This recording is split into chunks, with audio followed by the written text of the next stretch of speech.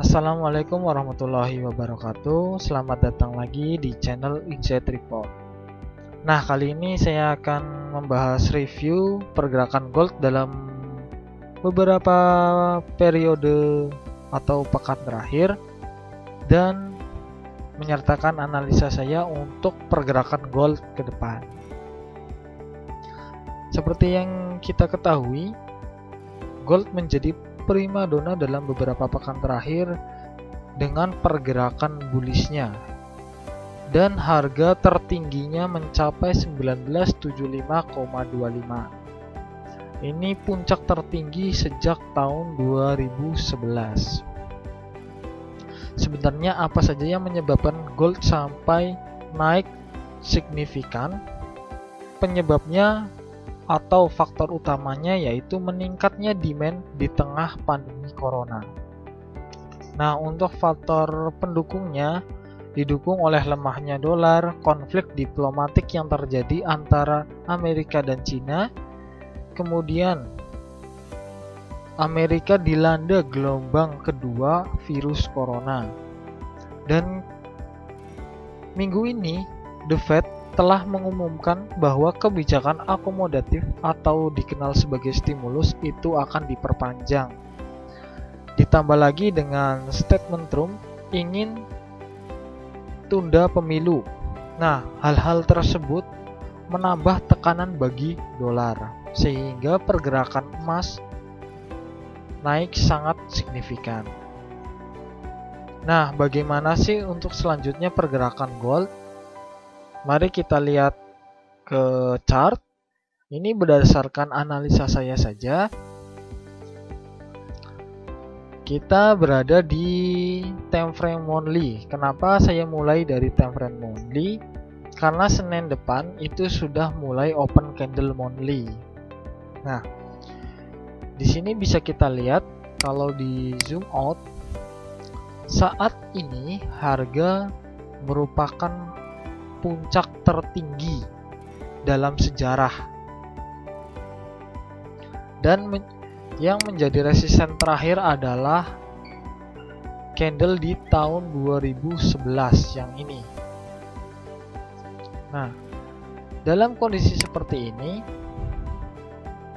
keputusan yang sangat bijak adalah kita menunggu momen buy, karena trennya sangat jelas sekali bahwa buyer mendominasi. Nah, di sini kita bisa saja buy di area RBS di resisten berdasarkan resisten di tahun 2011, yaitu di angka 1923,59, atau kita bisa tarik dari low ke high di candle terakhir. Kita pilih Fibo 382. Nah, di sini di 189695. Kenapa saya memilih level Fibo 382? Karena power candlenya ini sangat kuat. Jadi kemungkinan besar hanya retrace sampai Fibo 382. Jadi kemungkinan besar di time frame only market akan bergerak turun terlebih dahulu, kemudian naik, baru naik. Nah, untuk area ini bisa kita katakan sebagai area buyer. Itu untuk monthly. Kemudian di mana potensial targetnya? Kalau kita zoom out,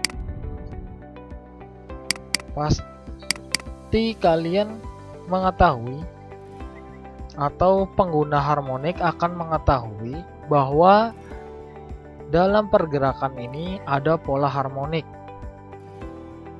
Coba kita tarik dulu dari high di tahun 2011 ke 2015, ke low 2015. Nah, di sini ada level Fibo yaitu 113, di mana level ini adalah sebagai area taking profit untuk buyer.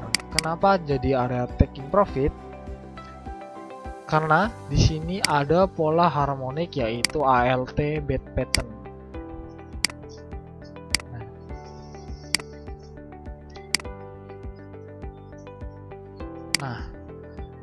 Dalam teori harmonik, ketika polanya sudah mencapai titik D, itu merupakan area entry titik area untuk entry. Jadi di sini area untuk entry pola ALT bed pattern. Area entry-nya adalah sel. Kenapa sel? Karena pola harmonik sendiri itu merupakan potential reversal zone.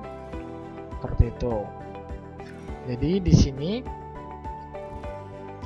opsi yang kita tekankan atau yang saya tekankan masih cenderung buy only di time frame monthly.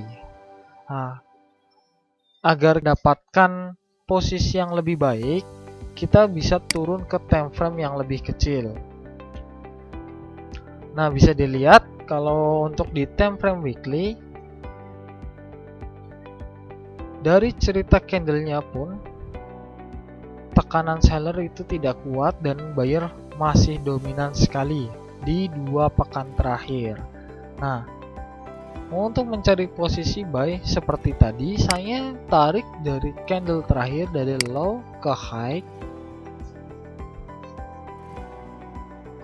Kemudian karena ini powernya itu tidak terlalu besar, maka saya akan menandainya di level 618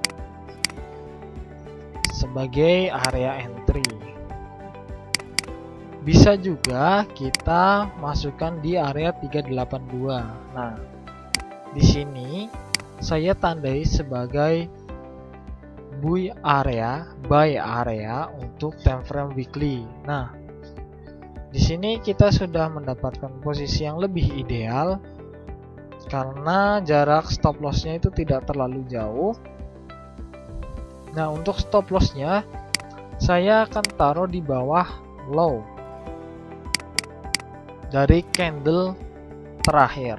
Di sini saya akan kasih garis merah sebagai batasan SL. Jadi kemungkinan besar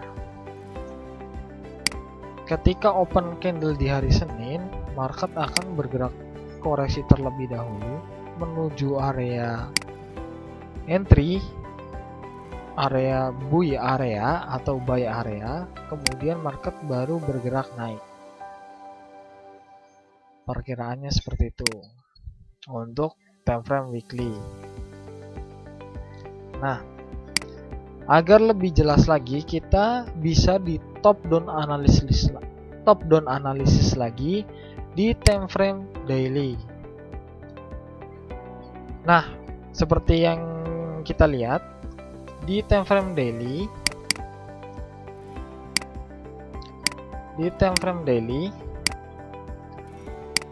candlenya masih sangat signifikan di mana buyer terus mendominasi.